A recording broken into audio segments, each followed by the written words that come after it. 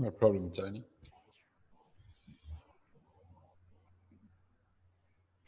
Okay, I think we all here now, and then if anybody is joining on the fly, so they will join us on the go, right? So I'm just gonna make a start to make sure that we can still finish on time because it's all about respecting people's time here. So good afternoon to all of you. So hoping you had a nice morning. So if there is anybody joining from US side, I would say good morning. So I think this is the penultimate session for WeBA for this year. So we should hopefully have another one for next month. So let's see. So we've not decided yet, but still wanted to thank you for taking the time to join today. So the title that we're going to go through, it's obviously trade deal and clean energy, and can Africa benefit from this spiritual leader? Obviously, all of you understood that I'm talking about India here.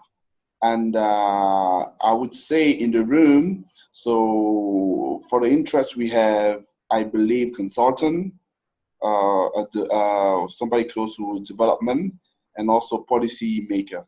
So that makes it a very nice audience to talk to. So if I can just take you through what we're going to do. First of all, some house rules, just to make sure that we can have a nice session without any disturbance. So all your camera have been turned off, so it's done on purpose to make sure that we can go through the session without any problem. I've also turned off your microphone, so it's done on purpose, so don't be surprised. If you want to ask questions, so you can use the chat, I will recommend that you wait until the Q&A session, if possible, unless you have a very, very burning question, in which case I can maybe stop halfway through and address it. And then, like I said, the Q&A session will make sure that we respond to all your queries. If you have any feedback at the end, so feel free to send us at source@renewablesinafrica.com. And last but not the least, I'm hoping you're going to be able to enjoy yourself. But before kicking up the session, so let me first of all remind some of you what WeBA is. It's simply a forum for us to discuss about the challenges and opportunities that the African continent face in relation to two sectors. I'm talking about clean energy here and African technology.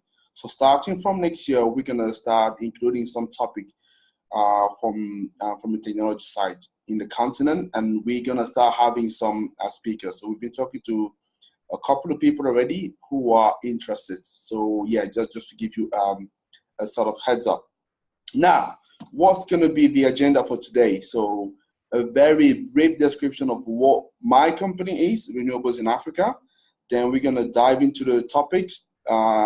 Brief reminder of what a trade deal is, looking at the relationship between India and Africa, and talking about the forum or the platform that is used for these two blocks. Talking about the International Solar Alliance, and having a look at the topic from a developer perspective, just to give you some sense of what it could be from that side, from the investor. And picking up some lesson that India can teach to Africa, and also conclude, and then open up with Q&A session. Okay, so what is Renewables in Africa? I guess most of you will know, so if not, so let me just say that we are a clean energy engineering consultancy. We provide technical advice to project developers, but also power consumers. So we also would work with investors who are looking for information, because data in the industry is quite scarce. So providing some market insight, especially when, let's say, wealthy individual or company want to invest their precious money, so we can help them to give them some sort of guidance as to what are the trends for the industry.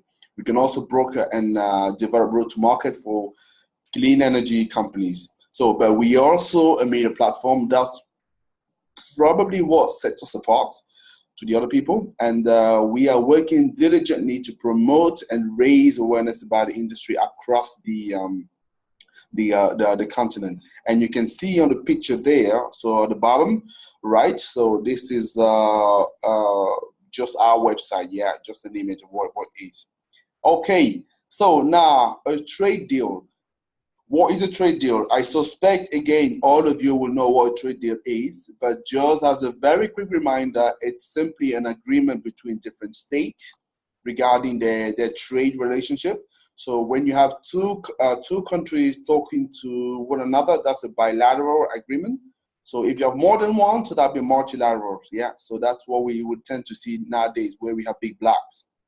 Okay, so the question is, why at all are we going to be looking at the India deal? First of all, India is the last, I would say, global power that we're going to cover in this series, because we've been looking at previously China, the US, EU, Britain, and we're going to finish with India here. And India, I would say, last but not the least, because actually since 2014, India is now the second largest trade partner for Africa. I know we're talking a lot about China, we're talking a lot about US, but actually India is coming in force, and it's good to be able to notice that.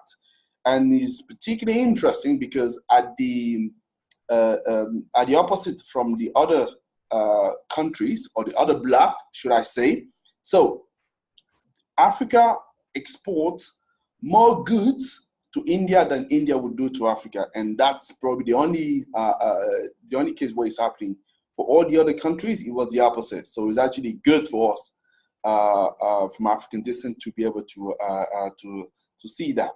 And obviously, we want to be looking at the India deal, and we definitely want to correlate that to the clean energy, because don't forget that's our house, obviously the company. So we all about renewable energy and clean energy, and how we can fit that into the whole picture for the energy market across the country and across the globe. So it's important to understand where does the industry sit within that relationship. Okay, now talking about trading partners, right? So if we are looking at the main country India is trading with, so we can see that the 5 countries for export, where India is mainly exporting to. So not surprisingly, we will see South Africa, Kenya, Egypt, Tanzania, and Nigeria. So you might be thinking that we're going to be seeing the same country when we're looking at imports. In fact, no, you have Nigeria, South Africa. Yeah, we saw South Africa and Nigeria before. But Angola, Ghana, and Botswana, they were not there. They were not the country where India is exporting to. And you might be asking yourself the question, so why is that the big export are just a natural resource-rich country, right? So why? Yeah, what those different those destinations are different. Well, we want to be looking at the I would say the composition of the actual trade. So if we're looking at the exports to India, so Africa to India, the top 5. So it's all about petroleum products. You have as well chemical, copper. In a nutshell, commodities. That's what it is. So it means if it's commodities, it has to be a country that will have those resources that can mainly sell to India. Whereby for India, what is coming back into the continent is all about still the petroleum product, but more manufactured this time, pharmaceutical, vehicle, machinery, and the other. So it means that when India is shipping back goods, they don't need to go as far as Nigeria or, for example, Togo or whatever. All they have to do is to make sure they can find the closest African country to them who's developed enough to be able to absorb those goods. So that's why we tend to be East African countries. If you can go back there, you can see most of these export markets, at the exception of Nigeria, or more obviously on the East Coast. South Africa as well obviously has an East Coast. So I just thought that was important to explain that to you. And you also might be asking the questions, so why at all would you need to know that? So we're talking about clean energy here, right? So what's the what's the matter with this. So I would say, as a newcomer, that can give you a hint as to what country you can target if you wanted to break into the African market, right? So you want to be looking at country where there is already an established relationship between India and Africa. That means there already some facility there that you can potentially use. And also, as a foreign company, it gives you an idea, obviously, in what industry you could be looking at to find some local partner that are crucial for you to step into the market. So that's one of the reasons why obviously always having a bigger picture, a bigger vision, it's important. So not just looking at your own industry. Okay, so now let's have a look at the relationship between those two blocks, shall we? Okay, so India and Africa, you wouldn't be surprised to know that the relation between the two blocks actually dates since ancient time. And that's normal, because if you're looking at the geographical location, they're relatively close, right? So there's only the Indian Ocean, which is separating the Indian subcontinent with the Horn of Africa. So there's always been exchanges out there, right? So that's not a surprise. And what happened if we're looking at more what we can call the modern day relation. So India and Africa, they both gone through two main periods that sort of brought them close to one another. So one is obviously the era of colonialism and independence war, where they were going through the same struggle or similar struggle, and they were fighting, in this case, the same master, which was obviously the British. So going through those hardships would tend to bring people together, as you will know. And the second period that sort of brought them together was the Cold War, because during the Cold War, so there was this movement that still exists, which is called the non-aligned movement, whereby India was one of the founding members. And for those of you that don't know, in a nutshell, it's a group of countries that decided at the time they were not going to side with one of the global superpower, right? Whether you talk about the West or the Eastern Bloc, even if in actual fact they were actually siding. But anyway, it's another story to go into detail. So a number of African countries joined the non-aligned movement at the time. That was obviously during the Cold War. Post-Cold War, the relationship between the two sort of became a little bit distant. Maybe not distant, but a bit they dim a little bit, for the simple reason that Africa were going through obviously post-independence period. So there was a lot of challenge they were focusing on. They were sort of self-centered around themselves. India was a little bit similar as well. So they were going through some financial difficulties. So it was all about having some domestic policy that would focus on bringing the country up. So there wasn't that much or not that strong a relationship at the time. So everything again sort of picked up around at the turn of the century, the new century, and with the Focus Africa program, which was all about strengthening again the relation between Africa and India, strengthen, let's say, in a more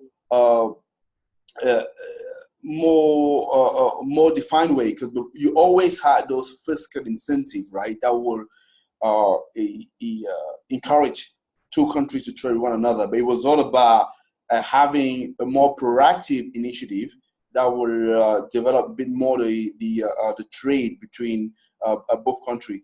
And this program was a precursor of the current framework, which has been kicked off in 2008, which is the India-Africa Forum, which is held every 3 years, and they will alternate the location. It started in India, New Delhi, and then obviously moving to Africa, Addis Ababa, and so on. So you keep on bouncing. So relatively new, and the last one was in 2015. So they should have been one this year. I'm not aware of one that had happened at large scale, though.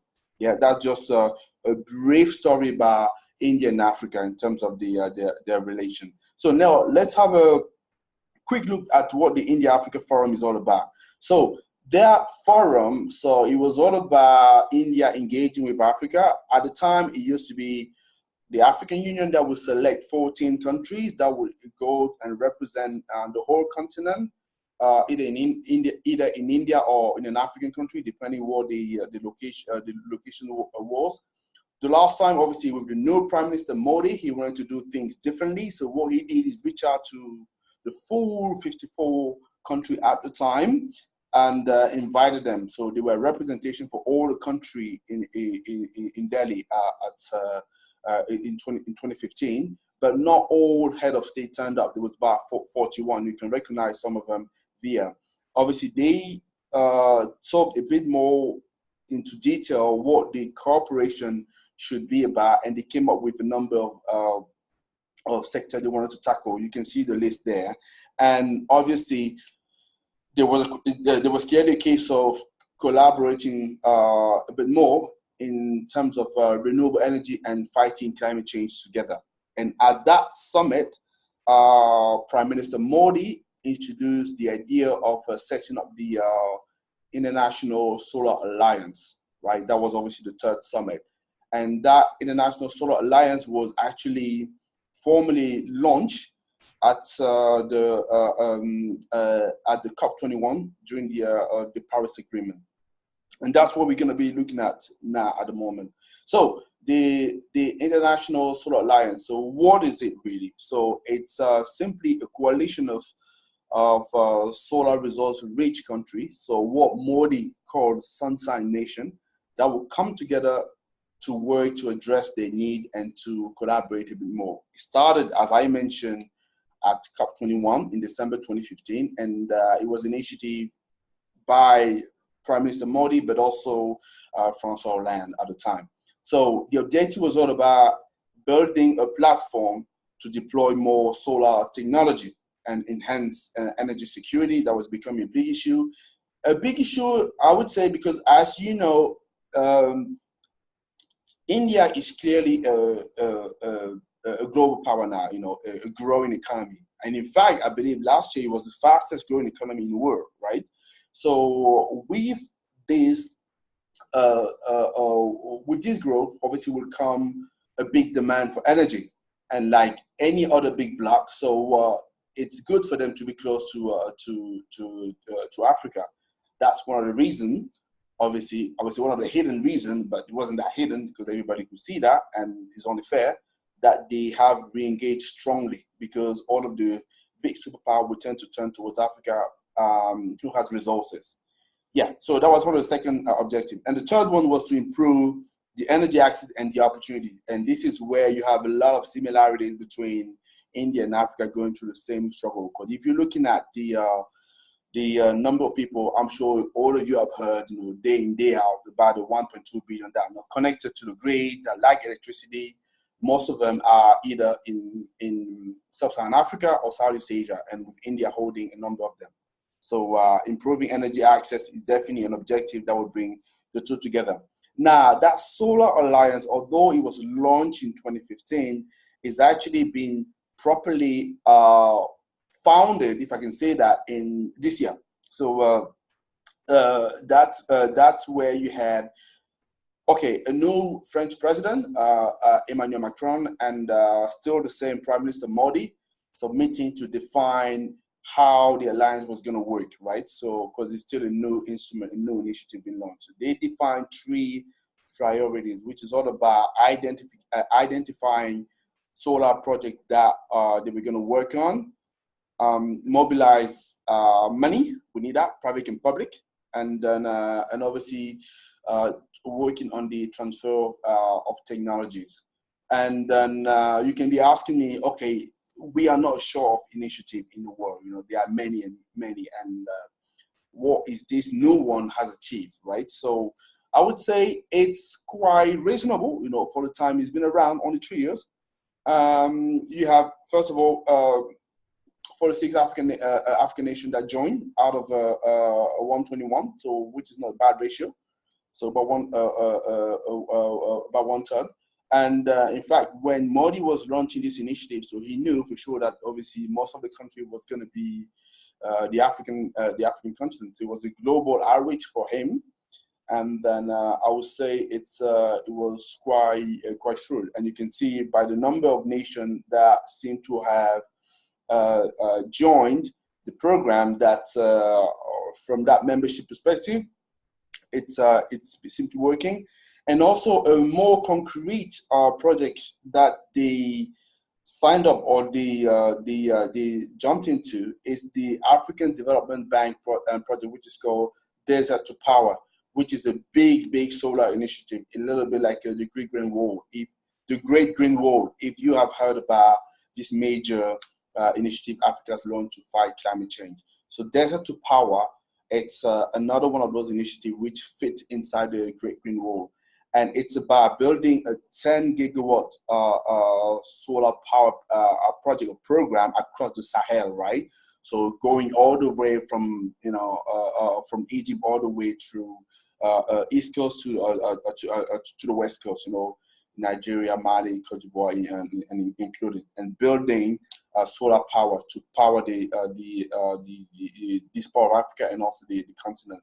And by designing this whole program, is all about impacting 250 million people, with 90 million of them which is still on off-grid. So this is, for example, one concrete project that the ISA has signed up to, and it was done only this year. So I think it was in March that it was announced. In terms of the money that's going to be provided, so we don't have any specific figure yet, but I would say watch this space carefully.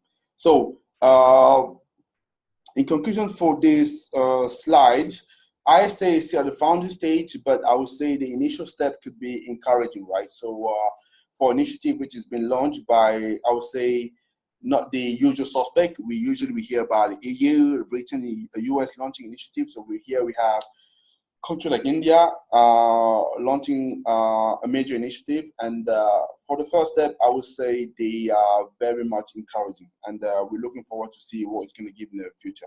Now, as a developer, why would you care about this initiative per se? So I would say, well, I just said they're going to be developing 10 gigawatts, right? So what they will put in place, it's measures to support this program, but they will still need people that will actually design and build a solar project. So if I were a developer, I will make sure that I follow that closely, and then I do what I can to come close to the AFDB to look at what are the concrete plans and how I can potentially position my company. So this is clearly an initiative that energy companies should be watching. And this Desert to Power initiative, this is within the program that was launched by the AFDB, African Development Bank, in 2016, which is the New Deal for Energy in Africa, which is all about bringing universal energy access to Africa by 2025. So actually 5 years earlier than the SDG 7, right? So that's the plan. So you can imagine that there's going to be a lot of work in the background to bring about projects. So are they going to meet their target? I don't know. But what I know for sure is something's going to happen. And so definitely stay close to that. Okay, so developer from India should know that they can benefit from the line of credit that was opened by the Indian Exim Bank. That was one of the announcements made by Prime Minister Modi at the India Africa Summit in 2015. So we talked about 10 billion here, which is definitely not negligible, and it's running all the way until 2020. And I guess after that, they probably gonna announce some furthermore, or at the next forum, I suspect they might want to extend it. And another thing is, obviously, developers should know that there's going to be a lot more other developer fighting to get a space in Africa, and we know that because we have been contacted on a very regular basis by some Indian developers and manufacturers who are looking at the continent after obviously having set the market share in India. And an example of that, you have Sapoji Palonji, which is obviously a big Indian firm, invested about 7 million into a 50 megawatt solar project in Egypt.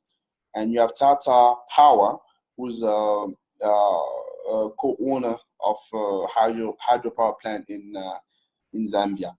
And some challenges that developer are facing or will be facing. So they need to know that African solar market is very competitive. So having a local knowledge is key. So you might have some strong understanding of the Indian market. Coming to Africa, yes, there are similarities, but the market is different. So you want to make sure that you have that knowledge. Okay, so coming from the feedback I've had from people that have contacted us, so they always, or not always, they will sometimes be focusing their attention on big program, right? We're talking about 100 megawatt plus. So I would say it's very rare, very, very rare. There are some in Africa, but they're not that much. Most of the time, you're talking about projects that are below 50 megawatts, right? So that's something to keep in mind. So if you need those massive projects to make sure that you can recoup your margin, so you might want to be thinking again. Yeah, so that's what I would advise to a developer. So the local supply chain, it's not as developed as it is in India, because India has local manufacturer, they have a whole developed supply chain and skills and skill labor that they can tap into to reduce development costs. So we're not at that stage yet in Africa. So costs might definitely be a little bit higher, and mean as well that you can expect some PPA a little bit higher as well. So, and one of the issues that they will meet is the transaction costs, coming from the fact that shipping and insurance costs, because as I say, so most of the time when you're designing, when you're building a solar plant in Africa, for example, you will need to import from the continent. You will need to import equipment from abroad, most of the time from Asia. So you want to be factoring into your costs the shipping and insurance. So obviously, I mentioned already very quickly, but I'll say that again. Africa, although we talk about Africa as a whole, it's very, very diverse. So whether you're talking about East Africa, Southern Africa, West Africa, it's definitely not the same thing. Yeah. So awareness is very, very key, right? You want to know that. So my recommendation would be you better prepare well to step into the market. That's very important. And prepare well doesn't mean that you're just going to call a friend who lives in Kenya and say, hey, find me a local partner, and there you go. It won't work, right? So I would rather have you save your money and not do that. You want to make sure you make the right connection with company, people, organization that can really help you, and take the time to properly look at the market. And I will say that again, because that's coming from my experience. You need to have a budget to make sure that you prepare for your market entry.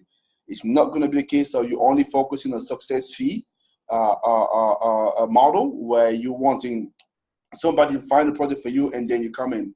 Not really like that, right? So like any other market that you will step into, we talked about a billion people market here. If you're looking at the whole African continent, very different.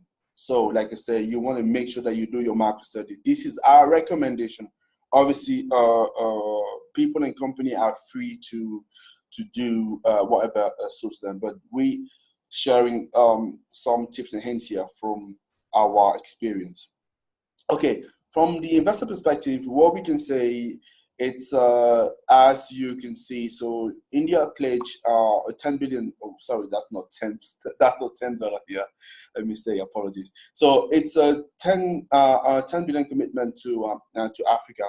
The way it's split, as far as we understand, so we had a concession loan that's 10 billion, and you have an additional grant assistance facility where you have an actual fund. India and Africa, it's 10 million, not a lot, but it's already something. And your expansion of some tools that were already in place, like for example, the Pan-Africa e-network. The Pan-Africa e-network, to explain very briefly here, is an outreach from India to Africa, which is using ICT to promote telemedicine and tele-education services to the continent. So, reaching out to all the countries in the continent using the ICT. And obviously you have scholarship and training. And you can see here on the image there, the picture, it's a representation of the FDI, so foreign direct investment, India into Africa between 2008 and 2016, and you can see it's SOTIF is very quite significantly. You can see two peaks here. So the last peak, I don't know about the first peak, I'm not sure where it was, but the last peak, it was a big engine firms, OVL, made a significant investment into oil and gas sector in Mozambique because at the time they discovered a new reserve for gas. That's where you can see the peak there. And just to give you an idea as well, who has been so far the major Indian investor in Africa, you can see it's actually about 11 Indian firms that account for 80% of the FDI going into the continent. And you can see some of the big monster here that you usually hear about. So Tata, you have Gujarat State Oil, which is Indian company, and then OVL.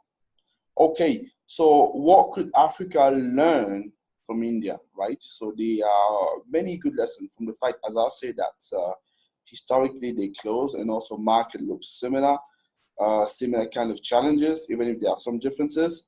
We will say, first of all, that size matters, right? So with good policy in place, so we believe that the continent can really unlock another big solar market here.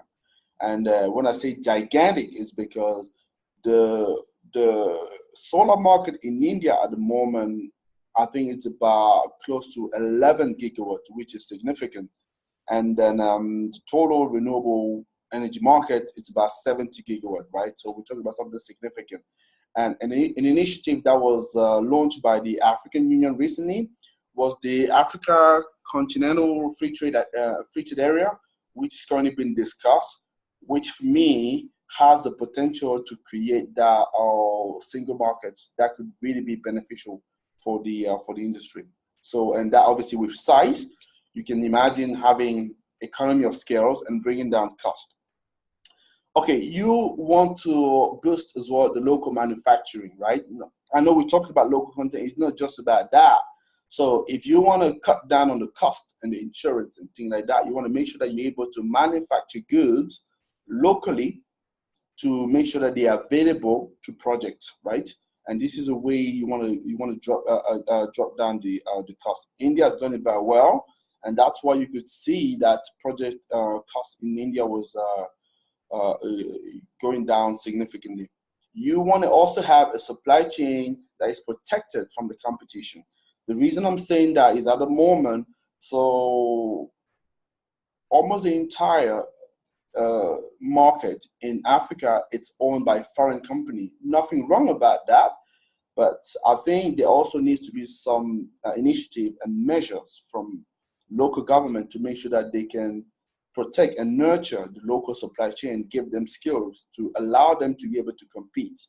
Yeah, it's very, very important. And also to give job to people and develop as well knowledge base. Yeah, so it's important. So training and education should be prioritized, to raise awareness about clean energies, but also to enable that local supply chain to be formed.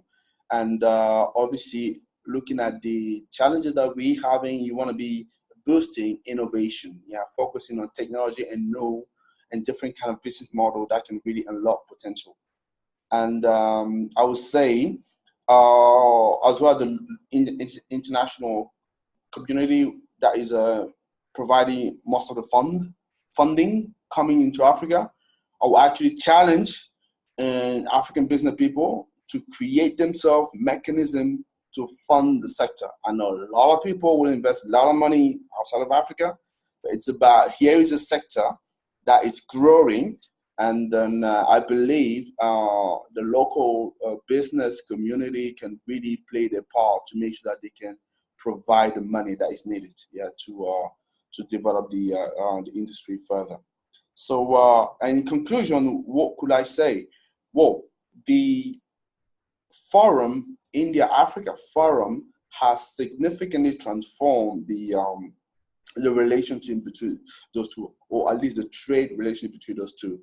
Prior to that, we had about a mere 1 billion in terms of trade. If you're looking at the start of the century, now we're talking about, you know, between import and export, 60 billion market between India and Africa. That is significant, right? So it definitely has transformed to the point that, as I say, India now is a second trading partner. That's impressive.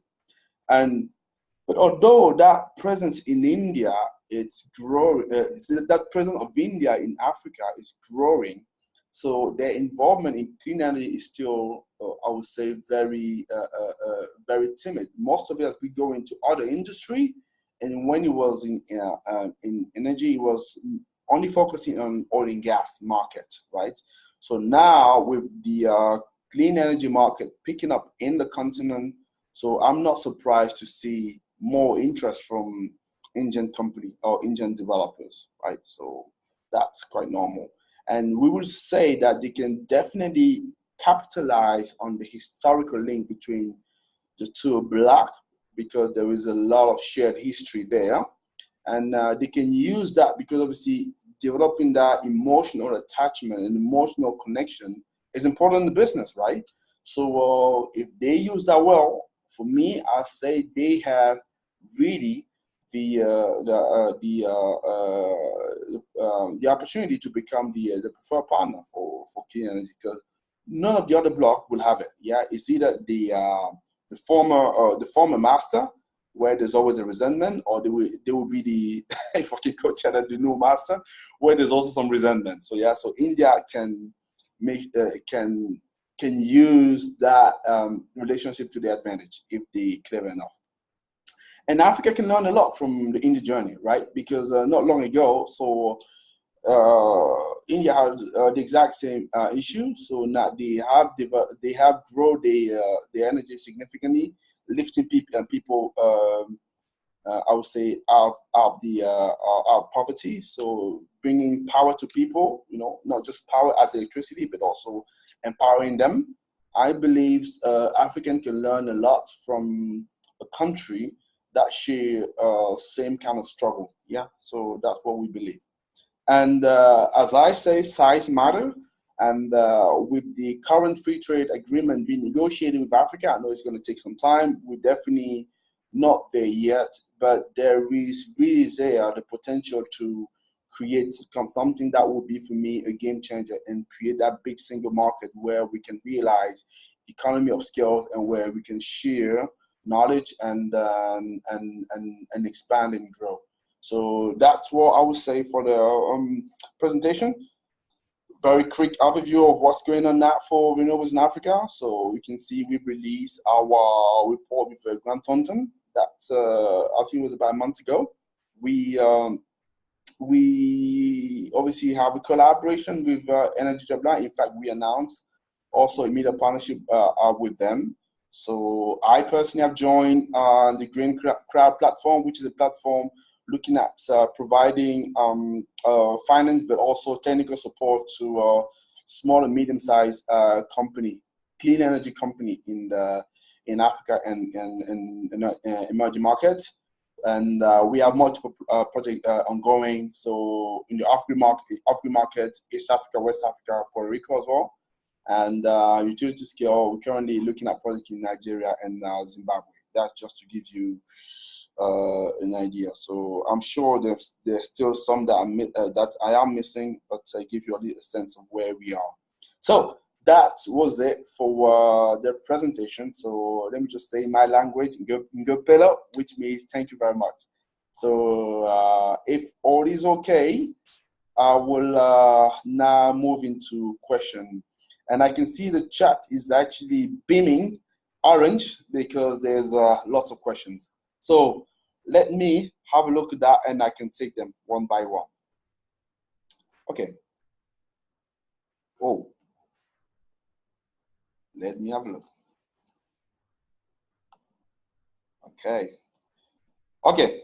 So, first question says, thank you for presentation. It's clear from my work that African countries could learn a lot from India in areas such as solar-powered irrigation, in which India has one of the largest markets and has huge potential in Africa. What other area in renewable energy could African nation learn from India? Okay, so you talked about the solar irrigations. That's definitely one of them, where Africa can learn from India. First of all, another one which is obviously obvious, it's the power sector, where, as I said, so by creating a market of now 11 gigawatts of power and 70 gigawatts of renewables energy power, that is bringing definitely a lot of change to the picture in Africa, and I believe that's one thing that we might want to replicate. Another area would be clean cooking, and there's also has been a lot of good work done there by India. Then Africa can emulate. So I will I'm very much in favor of, I would say, collaboration between Indian SME and African SME, because like I say, challenges are the same, and there is a good chance that the issues that they are facing will have a lot of resemblance. So I will encourage collaboration there. And to leave a bit of the technical side, I will strongly encourage African nations to, as I say, to develop the skills locally. That's very important, because one of the scenario that we're currently seeing, I'm not criticizing, I'm just saying it can be improved. It's a lot of, let's say, non-African based company coming down, building the power plant, staying there for how long they need to stay there for, and then leaving, which is most of the time, because you need about 2 years or 3 years to build a solar plant, and then you go. But obviously, they're not very much leaving behind skills or knowledge that people can use to sort of replicate the work, right?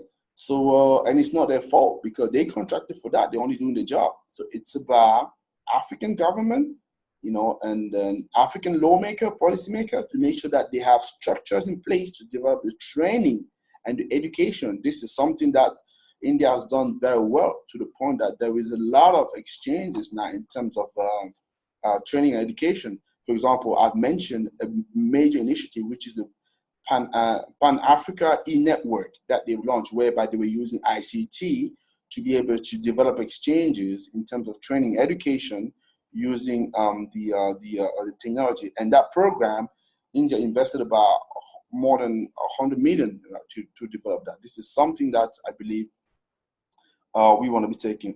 I know we have not much left. Let me just take another question, because there's quite a few here. So, okay. This is question 3. So, how can India develop work with renewable in Africa? Oh, brilliant. Good question. Thank you for that. Very simple. As I say, it's not about having local knowledge, right? Knowledge is power, and that's key. Excuse the pun here. But what India developer would have, they would have the knowledge of the technology. They will not have the knowledge of the ground, right, or the field, the local field, and they need that to be able to do the work properly. So they need to connect with organizations that can provide them that knowledge that they don't have. Renewables in Africa, because of all the work that we have been doing with other people, and also on the ground, because we have people on the ground that are working with us. So we have 3 of our team members, one in Kenya, Botswana, Ghana, covering the continent, and then also and also developing a relationship with Central Africa. So we have that information that we can obviously pass on to our clients. So this is one way that they can work with us. We can also help those companies to raise finance, because being a consultancy, but also being a media platform, so we have access to number of funders. I think we have a database of thousands of funders, right, that are looking at Africa and beyond. So we can definitely help out there, and also helping them to develop their strategy to step into the market. So that's what I would say.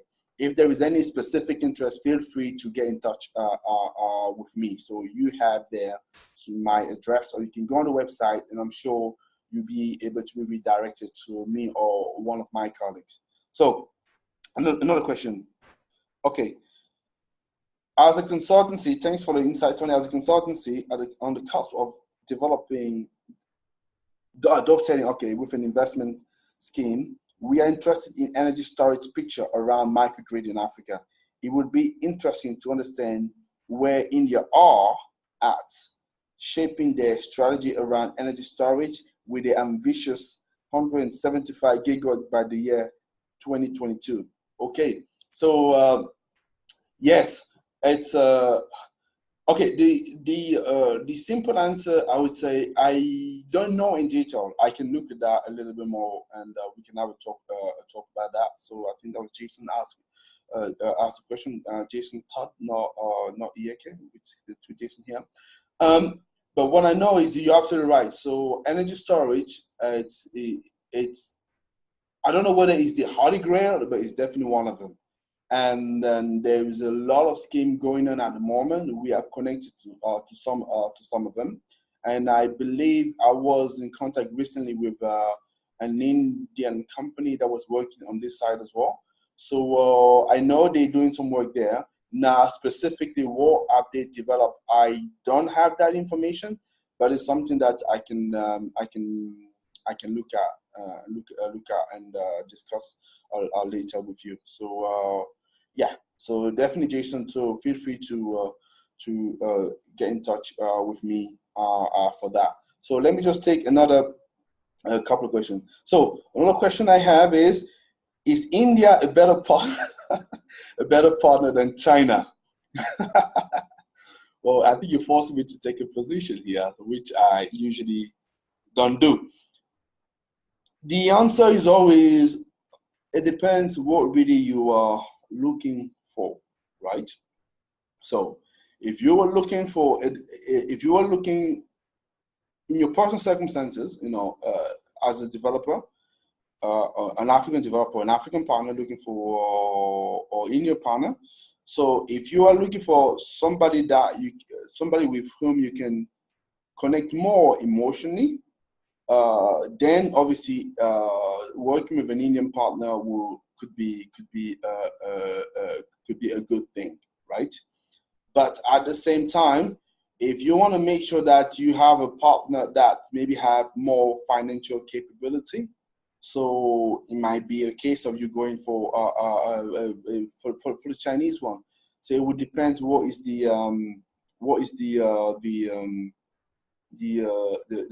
particular circumstances there. And India, in the eastern part of the continent, it's very strong because you all know about the local Indian community. So there's a lot of Indian Africans, if I can explain myself this way. So for these countries, because there is already a relationship and a strong history between the two, there might be an understanding that you might not have with the Chinese, but some other countries have very, very strong link with China now. So you want to be looking at the whole ecosystem of the project to see where the partner would fit best. It's good to be able to look at the emotional connection, but you always want to keep in mind what is the business analysis and which one fits best for you. Yeah, so don't be afraid to be having to think like that. So it's only normal. So let me just take then another one. Okay, what is the best way to penetrate the market? surely responded to that, and I will say that again. So from experience, I have seen a number of partners wanting to step into the continent, only connecting with, let's say, a random individual they may have found either at a conference or through emails, whatever. It could work, but it could not work too as well. Yeah. So if you want to minimize your risk, I always will recommend that you do a proper market study analysis, or you take chance to do it. And you have two ways to do it.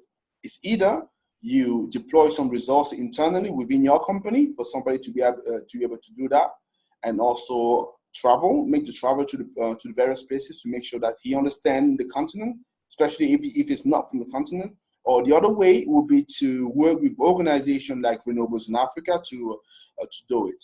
But either way, as I say, you definitely need to allocate a budget for that. You don't improvise your market entry into Africa. You shouldn't.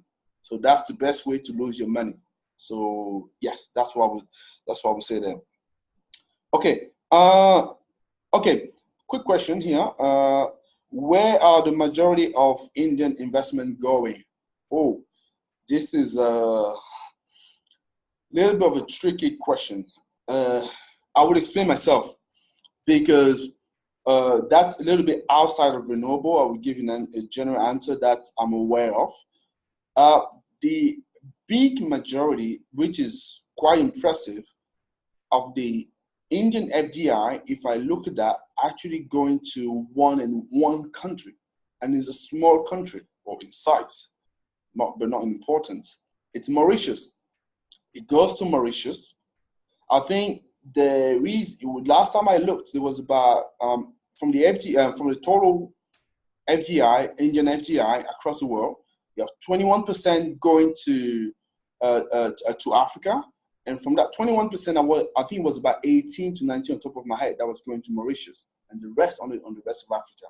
And I'm sure when you listen to that, it must sound a little bit, unusual and weird. But there is a reason, for the simple reason that Mauritius is a tax haven, and basically the money that is sent to Mauritius is actually recycled back into India, for the company to avoid the double taxation, penalties, which I think the regulatory and fiscal regime in India allow them to do. So it's purely just, I would say, an artifice for them to avoid paying a lot of taxes. So that's the reason it's going to Mauritius. So actually, that money don't really benefit Africa per se, because it's just, like I say, an artificial fiscal exercise. However, the rest of it, which is, as I say, from the 21%, it was about 2 to 3%. This is what is actually going to Africa and making the change. So hopefully it makes sense. Yeah. So that's where the majority of the Indian investment is going, which is actually surprising. And I can tell you, so that wasn't a trick question though. I can tell you, before seeing that information myself, I would never have guessed. So yeah, so it was a big surprise. Quick question before we wrap up. So, okay, so are there any Indian player in the off-grid solar market? The answer is there are not many, but I think there are some. There are some in the Indian market. Yeah, I think Jason in one of the questions was referring to was talking about, if I remember,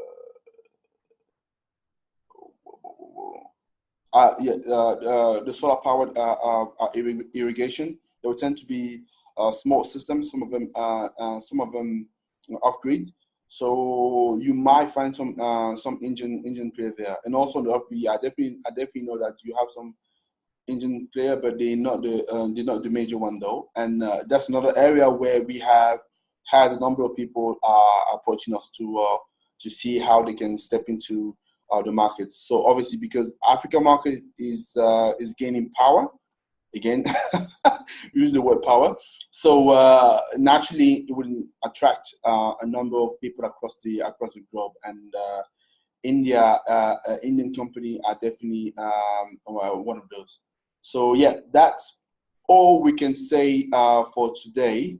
So I now only have to thank you for attending the conversation. I'm just going to be running a poll very quickly for you to give me some feedback, so we can make sure that we can address that next time. We can do an even better job, hopefully.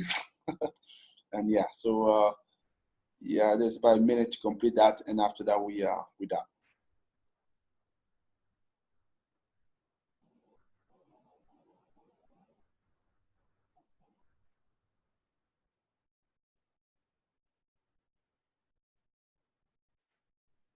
Feel free as well to send me a written feedback if you prefer. So yeah, so that's this way we can always take it as our own.